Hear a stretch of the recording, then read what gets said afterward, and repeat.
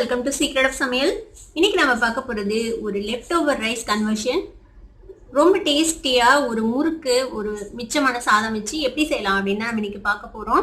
இங்கே பாருங்கள், இந்த முறுக்கு வந்துட்டு நம்ம லெஃப்ட் ஓவர் ரைஸ்லேருந்து செஞ்சது அப்படின்னு நம்ம சொன்னால் கூட யாரும் நம்ப மாட்டாங்க. பாருங்கள் எவ்வளோ கிறிஸ்பியாக இருக்குதுன்ட்டு. உங்களுக்கு பிரேக் பண்ணி காட்டுறேன். உங்களுக்கு சவுண்ட் கேட்குதா? எவ்வளோ கிறிஸ்பியாக இருக்குல்ல, நல்லா வாயிலையும் மெல்ட் ஆகிற மாதிரி நல்லா கரைஞ்சி போகும். அந்த மாதிரி சூப்பராக இருக்கும் இந்த முறுக்கு. சரி வாங்க, இப்போது டிலே பண்ணாமல் இந்த சூப்பரான லெஃப்ட் ஓவர் ரைஸ் முறுக்கு எப்படி செய்யலான்னு பார்க்கலாம். ஒரு மிக்சி ஜார் எடுத்துக்கோங்க. இதில் வந்துட்டு நான் வந்துட்டு இது பழைய சாதம், தண்ணி விட்டு வச்சுருந்த சாதம். இது காலையில் எடுத்து நல்லா தண்ணியை பிழிஞ்சிட்டு நான் எடுத்து வச்சுருக்கேன். இது வந்துட்டு 1 கப் அளவுக்கு இருந்துச்சு. இந்த கப்பில் 1 கப் அளவுக்கு இருந்துச்சு. நம்ம எந்த கப்பில் எடுக்கிறோமோ அதே கப்லேயே எல்லாமே அளந்துக்கோங்க. இப்போ இந்த சாதத்தை வந்துட்டு நம்ம இந்த மிக்சி ஜாரில் போட்டுடலாம். தண்ணி வந்து நல்லா ஒட்டை பிழிஞ்சிடுங்க. அந்த தண்ணியை வேஸ்ட் பண்ணணும்னு அவசியம் இல்லை. கொஞ்சமாக மோர் உப்பு கலந்து நீங்கள் வந்துட்டு குடிச்சிடலாம். ரொம்பவே நல்லது அது உடம்புக்கு. இதை வந்துட்டு தண்ணி விடாமல் இதை வந்துட்டு அரைச்சி எடுத்துக்கலாம். இந்த மாதிரி பழைய சாதத்தை நல்லா அப்படி ஸ்மூத்தாக அரைச்சிருங்க. இப்போ இதை வந்துட்டு ஒரு பவுலுக்கு மாற்றிடலாம். இப்போ ஒரு பவுலுக்கு மாற்றியாச்சு நம்ம அரைச்ச பழைய சாதத்தை. இப்போ இது கூட ஒரு 1/4 கப் அளவுக்கு, நீங்கள் எந்த கப்பில் அளக்குறீங்களோ அதே கப்பில் 1/4 கப் அளவுக்கு அரிசி மாவு. இப்போ இது கூடவே 1/4 கப் அளவுக்கு கடலை மாவு சேர்த்திக்கோங்க. இது வந்துட்டு பொட்டுக்கடலை மாவு. 1/4 கப்பில் பாதி அளவுக்கு பொட்டுக்கடலை மாவு சேர்த்திக்கலாம். இது எல்லா மாவுமே நல்லா சலிச்சு நைஸாக இருக்கிற மாதிரி பார்த்துக்கோங்க.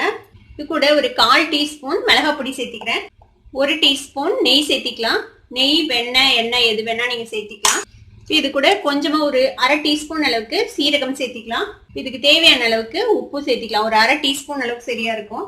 நீங்கள் கருப்பு எள் இருந்துச்சுன்னா கருப்பு எள் கூட சேர்த்தலாம், வெள்ளை எள் கூட சேர்த்தலாம், அதுவும் நல்லா தான் இருக்கும். உங்களுக்கு எது பிரியமோ அது சேர்த்திக்கோங்க. இப்போ இது எல்லாத்தையும் சேர்த்தி நம்ம வந்துட்டு மிக்ஸ் பண்ணிக்க போகிறோம். கொஞ்சம் கெட்டியான ஒரு மாவா இது நான் மிக்ஸ் பண்ணிட்டு உங்களுக்கு காட்டுறேன்.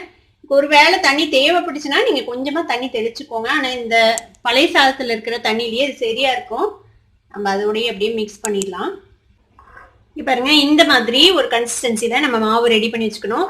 ஒருவேளை உங்களுக்கு கையில் ஒட்டுற மாதிரி இருந்துச்சுன்னா பிணையும் போது இன்னும் கொஞ்சம் அரிசி மாவு சேர்த்தி போட்டுக்கோங்க.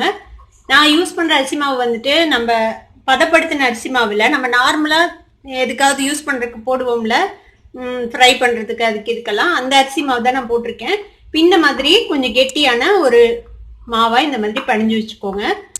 சில சமயம் அந்த தண்ணி கண்டென்ட் அதிகமாக இருந்துச்சுன்னா கையில் பிஸ்கு பிஸ்குன்னு ஒட்டும். அந்த மாதிரி இருந்துச்சுன்னா நீங்கள் வந்துட்டு அரிசி மாவை போட்டுக்கோங்க சேர்த்தி கொஞ்சமாக. இப்போ இது மாதிரி ஒரு முறுக்கு புடி எடுத்துக்கோங்க. இப்போ இதில் வந்துட்டு நம்ம இந்த தேன்குழல் அச்சு இருக்குல்ல, இந்த 3 இது இருக்குமே, அந்த தேன்குழல் அச்சு வந்துட்டு நம்ம இதில் போட்டுக்கலாம். போட்டாச்சு. இப்போ உள்ள ஃபுல்லும் எண்ணெய் தடவிருக்கேன், அந்த பிளேட்லேயும் எண்ணெய் தடவிருக்கேன். இப்போ இந்த மாவை வந்துட்டு நம்ம இதில் போட்டுக்கலாம். இப்போ இந்த மாவை இந்த மாதிரி ஒரு உருண்டை எடுத்து இதில் போட்டுக்கோங்க. முறுக்கு புடியை வந்துட்டு இந்த மாதிரி க்ளோஸ் பண்ணிடலாம். இப்போ நம்ம புளியத்துக்கு வருதா அப்படின்னு செக் பண்ணிக்கலாம். பாருங்க, அழகா வருது பாருங்க. இந்த மாதிரி நீட்டா வரும். இப்போ இந்த கரண்டியில வந்துட்டு நம்ம இப்படியே புளிஞ்சுக்கலாம்.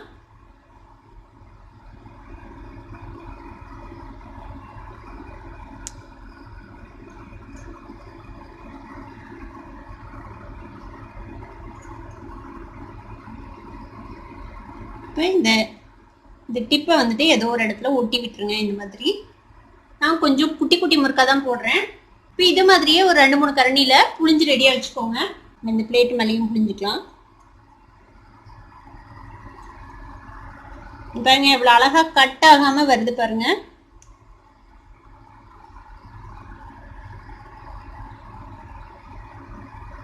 இப்போ எண்ணெய் வந்துட்டு நல்லா சூடாயிடுச்சு பாருங்க. இப்போ நம்ம புளிஞ்சு வச்சிருக்கோம்ல இந்த முறுக்கை அழுங்காமல் இதில் போட்டுடலாம். இப்போ இந்த தட்டில் புளிஞ்சு வச்சிருக்கோம்ல அதையும் அழுங்காமல் இப்படி கையில் எடுத்து அழுங்காமல் போட்டுருங்க. இனி மீடியம் ஃப்ளேமில் வச்சுக்கோங்க. இது வந்துட்டு நல்லா ஃப்ரை ஆகட்டும். இதை திருப்பி விடுங்க. இன்னொரு முறுக்கை இதையும் திருப்பி விடலாம். இந்த எண்ணெய் வந்துட்டு நல்லா அந்த பொங்கறது அடங்கி இதாகணும். அப்போ தான் முறுக்கு வெந்துருச்சுன்னு அர்த்தம். இப்போ அது வரைக்கும் வேகட்டும். இங்கே பாருங்க, இந்த முறுக்குலாம் நல்லா அந்த பபிள்ஸ்லாம் அடங்கிடுச்சு. இந்த முறுக்கு ரெடி ஆயிடுச்சு. இப்போ நம்ம இதை எடுத்துடலாம்.